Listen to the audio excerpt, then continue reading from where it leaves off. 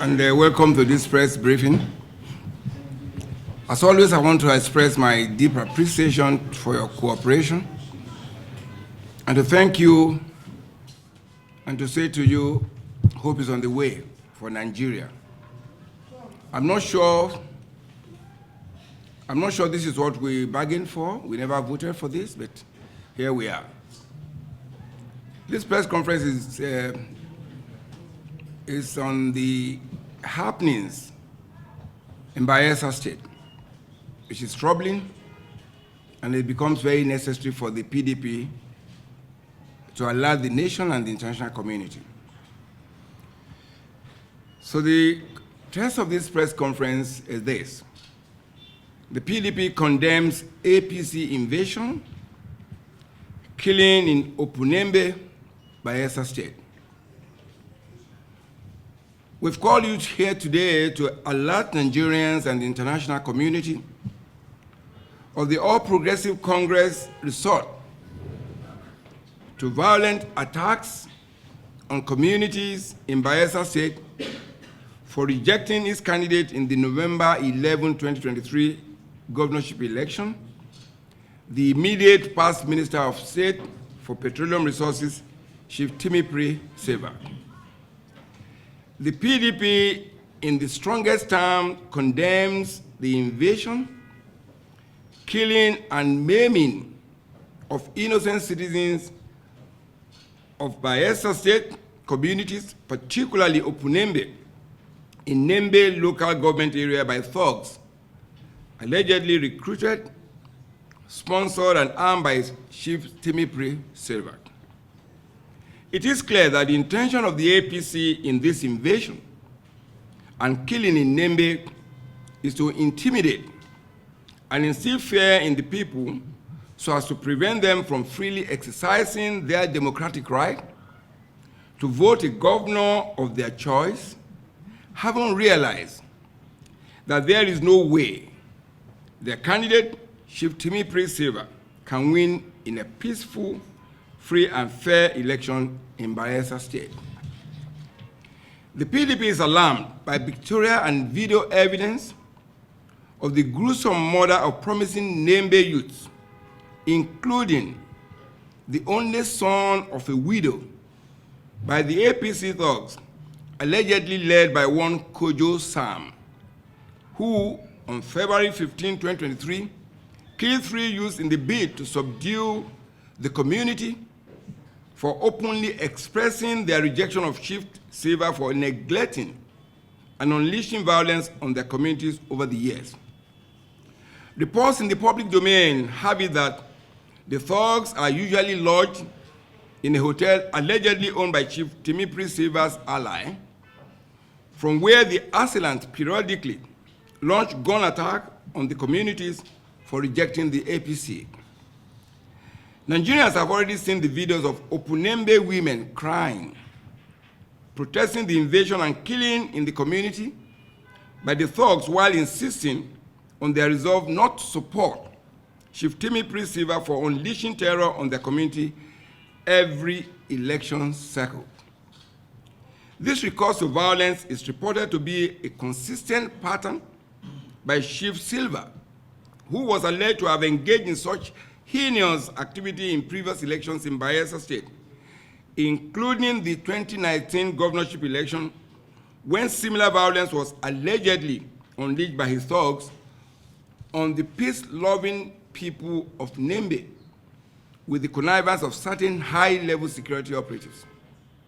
We ask, what manner of desperation will lead an individual to resort to killing his own kinsmen for rejecting him and his bid for an illusory political ambition? The PDP is greatly disturbed by the reported connivance of certain security operatives in these attacks on Nembe. Of particular concern is the report that these thugs adorn military attires to carry out their evil deeds, as evidenced in the video of one of the thugs, Telimoye Awululu, who was captured wearing uniform from the military. Recently, a policeman and his civil defense personnel were reportedly arrested at a military checkpoint in Otakeme in Ogwea local government of the state, allegedly accompanying armed men to Nembe. There are already allegations in the public space that some high-ranking police personnel are aiding this reprehensible scheme to use violence to forcefully gain control of Opu-Nembe so as to grant the APC the ground to massively rig the November 11, 2023 government election in that area. Chief Timipre Sylva ought to have realized that he is fighting a lost battle, as no amount of violence can subdue the will of the people of Opu-Nembe and Bayelsa State in general to massively vote for Governor Dore Diri, who remains a bastion of hope and development in Bayelsa State, and for which he has earned the sobriquet of Miracle Governor. Bayelsans are firmly behind Governor Diri and are able, ready, and willing to resist the APC by overwhelmingly voting for him and defending their vote to the very end. On this resolve, there is no going back. The PDP, therefore, in very strong terms, cautioned Chief Timipre Sylva to stop pushing his kinsmen, the people of Opu-Nembe, to the wall and taking their peaceful and law-abiding disposition as a sign of weakness or cowardice. Our party calls on the Inspector General of Police to immediately wade into the situation in Nembe and indeed Bayelsa State. The IGP should, as a matter of urgency, launch an investigation into the alleged connivance of certain police officials in the invasion and killing in Opu-Nembe. The PDP also urges the IGP to invite Chief Timipre Sylva for questioning, as well as investigate the petition already filed to his office by the people of Nembe with a view to apprehending the thugs and killers who unleashed mayhem on the community recently. In any case, the PDP counsels Chief Timipre Sylva to know that it is not too late for him to withdraw from the race, having clearly read the handwriting of his rejection and imminent defeat ahead of the November 11, 2023 governorship election in Bayelsa State. The PDP charges the people of Bayelsa State, and especially the courageous people of Opu-Nembe, to remain calm but alert in their resolve to resist the APC and its candidate, Chief Timipre Sylva, and ensure that their state remains safe and continue to prosper under Governor Dore Diri and the PDP. What we have said is to call for investigation, and evidence is not just what I say, it's what is in the public domain. There are pictures, there are videos, there are confessional statements, there are women of Nembe protesting, and I think the police probably have not looked at that. That's why we're calling for a thorough investigation, that they should look into all those snippets of information and those little bits, apart from the fact, number one, that they even admitted there was invasion. The police said there was an invasion. I'm not sure you can invade Nembe without guns. It takes people who knows about the gun to invade a community like that. And we are saying that in view of this revelation, which the police have confirmed by the statement you said they've issued, I have not seen that statement. What it means is that we need more investigation so we know where the evidence leads. And these are reports, not just by the PDP. In 2019, there were reports of people killed in this same local government, in this same community. And coincidentally and painfully so, that is the community of Chief Timipre Sylva. And that should be troubling to anybody. Even for him, it should be troubling that every time his own community becomes a sore point in every election cycle. The women in Nembe had protested.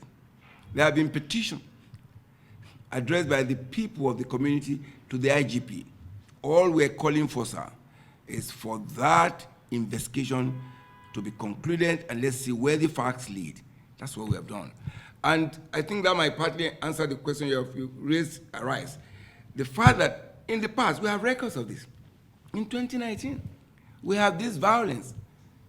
And there were allegations by the same chief, Timipre Sylva, then as Minister of State for Petroleum Resources, of having been fingered, allegedly, in those operations. In one of those accusations, and it is for him now, it's in the public domain, for him to come forward and come clean. It is alleged that those thugs are always housed and quartered in a hotel owned by his ally. He has a responsibility of a public officer, as somebody who is offering himself for an election, which of course he will lose, to come forward and speak to this allegation. So all we're asking for, sir, is there are allegations in the public domain, there are pictorial evidence, there are video evidence, and he's been fingered in it. The complaint by the women and the protest by the women, they specifically mentioned his name. So if those allegations are in the public domain, he has a duty to answer to that and speak to that. And that's what we have just done, sir. So we hear something, we are seeing something that is not proper, and we're saying something. It is for the IGP now to step up the plate and do that which is right in the public interest, and particularly since we are expecting to have election in November. Thank you very much.